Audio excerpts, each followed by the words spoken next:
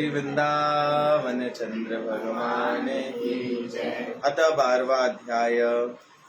इतनी कथा सुनकर, अच्छा कल गृहस्थी वाली बात आई थी ना कि गृहस्थी को कैसा होना चाहिए।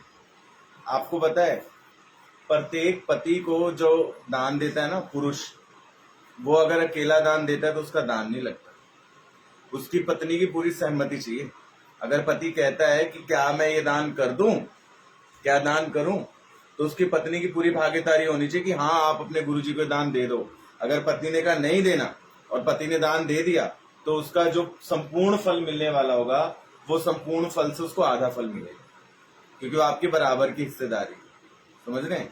इसलिए फिर वर्णन आता है कि अगर किसी की 2 शादियां हुई हो तो उसको अपनी दोनों पत्नियों से सहमति लेनी पड़ेगी, समझ रहे हैं।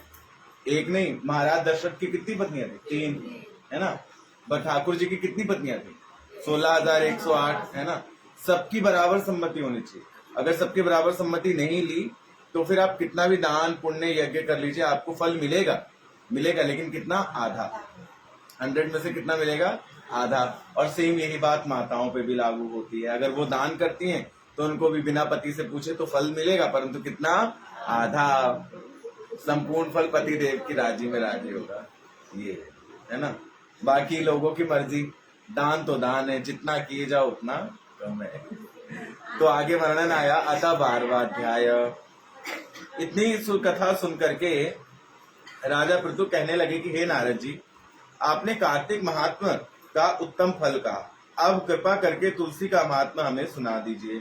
तब नारद जी बोले, हे राजा पृथु, प्राचीन काल में समाद्री क्षेत्र में कुरवरी पूर्व में अत्यंत ज्ञानी धर्मज्ञ और ओम नमो भगवते वासुदेवाय मंत्र का जप करने वाला धर्मदत्त नाम का एक ब्राह्मण रहता था। वह अतिथियों का आदर सत्कार भी बहुत करता था। एक दिन प्रातःकाल एक पहर रात्रि शेष रहने पर वह ब्राह्मण पूजा की सामग्री लेकर भगवान के मंदिर को जा रहा था। इतने में ही उसके सामने आती हुई एक अत्यंत भयंकर राक्षसी को देखा।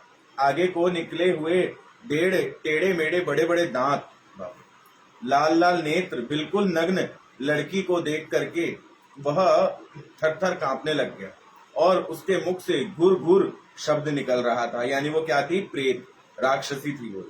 ऐसे भयंकर राक्षसी को देखकर भयभीत हो धर्मदत्त ने अपने हाथ में तुलसी मिश्रित जल उस पर फेंक दिया। जल शरीर पर पड़ते ही वह राक्षसी के सारे पाप दूर हो गए और वह हाथ जोड़कर धर्मदत्त के पैरों पर गिर पड़ी। तब धर्मदत्त ने पूछा कि तुम कौन हो और किस पाप के कारण इस दशा को प्राप्त हुई हो। तो राक्षसी कहने लग गई, सौराष्ट्र देश में भिक्षु नामक ब्राह्मण की मैं पत्नी थी। मेरा नाम कलह था। मैं न तो अपने पति से मीठे वचन बोलती थी और न उन्हें अच्छे भोजन व फल ही खाने को देती थी। इस व्यवहार से दुखी होकर जब मेरे पति ने दूसरा विवाह करने का निश्चय किया तो क्रोध में आकर मैंने विष खाकर अपना शरीर का त्याग कर दिया। इसके बाद यमदूत मुझे बांधकर यमराज के पास ले गए। वहां चित्रगुप्त ने मेरे अच्छे बुरे कर्मों का लेखा जोखा बताते हुए यमराज से कहा कि महाराज, इसने अपने जीवन में कभी कोई शुभ काम किया ही नहीं, सदैव अपने पति में द्वेष करती रही।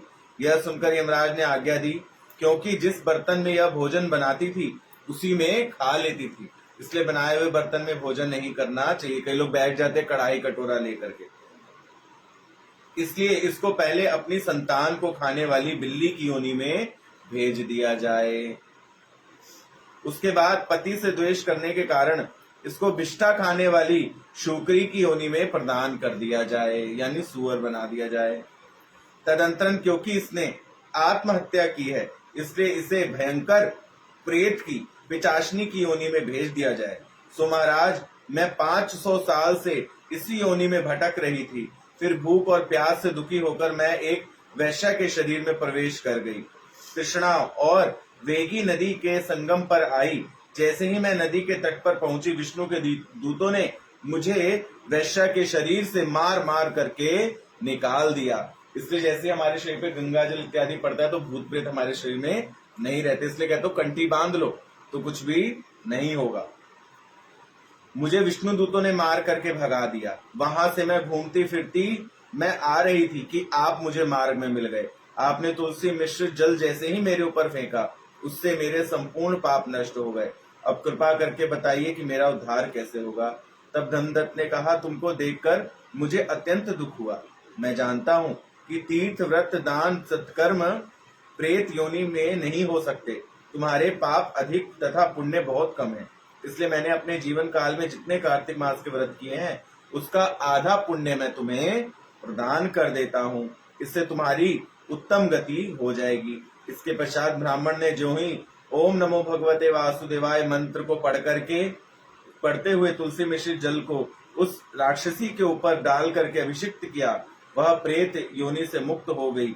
अग्नि के समान दिव्य देह धारण कर लक्ष्मी के समान रूपवती हो गई। इसके बाद उसने ब्राह्मण को नमस्कार किया। तभी भगवान विष्णु के पुण्यशाली तथा सुशील नामक दो दूत वहां पर आ गए। कौन से आ गए? पुण्यशाली और सुशील नाम के दो दूत वहां आ गए और उसको विमान में बिठाकर वैकुंठ को ले जाते हुए धर्मदत्त से बोले, हे ब्राह्मण, निरंतर भगवान की भक्ति में लगे रहने के कारण तुम धन्य हो। तुम्हारे द्वारा कार्तिक मास